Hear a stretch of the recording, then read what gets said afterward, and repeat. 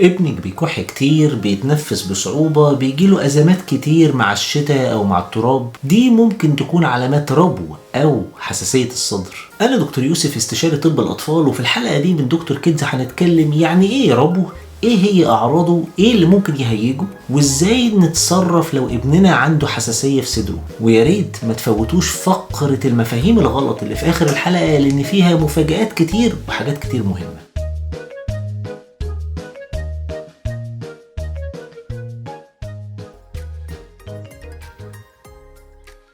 مبدئيا يعني ايه ربو عند الاطفال؟ الربو او اللي بعض الناس بتسميه حساسية الصدر هو حالة مزمنة بتكون فيها الشعب الهوائية اللي داخل الصدر بتاع الطفل حساسة جدا. يعني اي حاجة بتهيج الصدر زي التراب، زي البرد، او حتى المجهود، ممكن تعمل تضييق في الشعب الهوائية دي، وده يخلي الطفل يكح باستمرار، يبقى عنده صعوبة في التنفس او صوت صفير او تزييق في صدره. هو مش دور برد ومش هيروح لوحده، ولكن ممكن نخلي الطفل يعيش حياة طبيعية جدا عن طريق ان احنا نتحكم في هذه الحساسية. طيب يا دكتور، انت كده قلقتني، ايه الاعراض اللي ممكن تخليني اشك ان ابني عنده حساسية صدر او ربو؟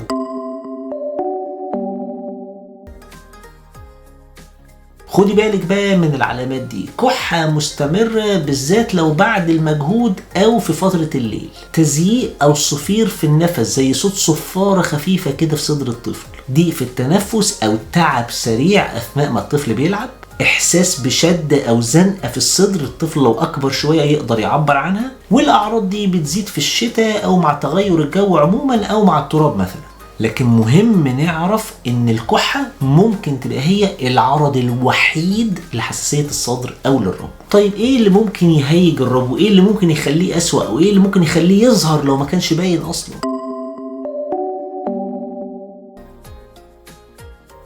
التراب، الدخان، الروائح القوية زي مثلا العطور أو البخور، الالتهابات الفيروسية زي البرد وزي الإنفلونزا، المجهود الزايد عند بعض الأطفال، الهواء البارد أو الهواء الجاف، بعض أنواع الحساسية زي الأطفال اللي عندها حساسية بالحيوانات أو الأطفال اللي عندها حساسية من حبوب اللقاح. هنا لازم ناخد بالنا إن كل طفل ليه محفزات أو تريجرز للحساسية بتاعته مختلفة عن التاني، دورنا احنا بقى إن احنا نعرفها ونتجنبها. العلاج بيبدأ بخطة واضحة من الدكتور، وفي خطوط علاج عالمية كلنا المفروض نمشي عليها كأطباء في أي مكان في الدنيا.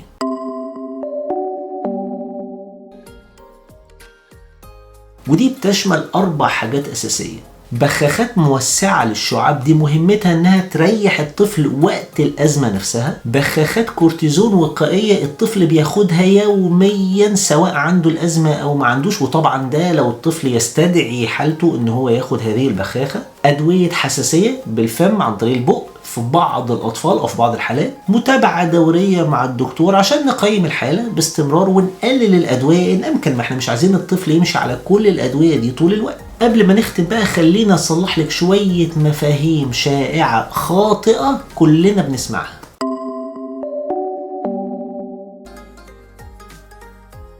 الطفل اللي عنده ربو ما ينفعش يلعب رياضة. هنا بقى العكس صحيح، الرياضة أصلا مفيدة جدا للطفل ده لأنها بتزود قدرة تحمل الرئة بتاعته، وبالعكس في أبطال رياضة عالميين كتير في الكثير من الرياضات كان أصلا عندهم ربو. البخاخة خطر أو بتضعف القلب، غير صحيح تماما. البخاخة هي أحسن وسيلة تحكم في الأعراض طبعا لو اتخذت صح. البخاخة إدمان أو بخاخة الكورتيزون هتضعف مناعة الطفل، غير صحيح طبعا. البخاخة مش إدمان والطفل مش هيتعود عليها، وبخاخة الكورتيزون هي بخاخة موضعية على الصدر، نسبة قليلة جدا جدا منها اللي بتدخل الدم ومش هتضعف مناعة الطفل. وكل بخاخات الكورتيزون لازم تتاخد تحت إشراف الطبيب وبجرعات معينة. الربو هيروح لما الطفل يكبر، مش شرط، ممكن يروح، ولكن في بعض الأطفال الربو بيكمل معاهم حتى لما بيكبروا. طب يا دكتور، لخص لنا كده في آخر الحلقة زي ما بنعمل كل مرة، امتى أروح لدكتور الأطفال؟ لو ابنك بيكح بالليل أكتر من 3 ليالي في الأسبوع، لو ابنك بيتعب بسرعة من اللعب، لو صدره بيطلع صوت صفارة أو صوت غريب، لو ابتدينا له علاج ومش بيتحسن، أي حاجة من الأعراض دي يبقى لازم نروح لدكتور الأطفال فورا. الربو مرض مزمن ولكن سهل نتحكم فيه لو عرفنا نتعامل معاه ازاي، وساعتها ابنك هيقدر يلعب ويتنفس ويعيش طبيعي جدا. بس محتاج مننا خطة ومتابعة وتجنب للمحفزات بتاعة الحساسية بتاعته. ولو عندك أي سؤال أو تجربة اكتبيها في التعليقات عشان نستفيد مع بعض. وما تنسوش تشتركوا في القناة وتفعلوا الجرس عشان توصلكم الحلقات الجديدة أول بأول. أنا دكتور يوسف ودي قناة دكتور كيدز. أشوفكم على خير.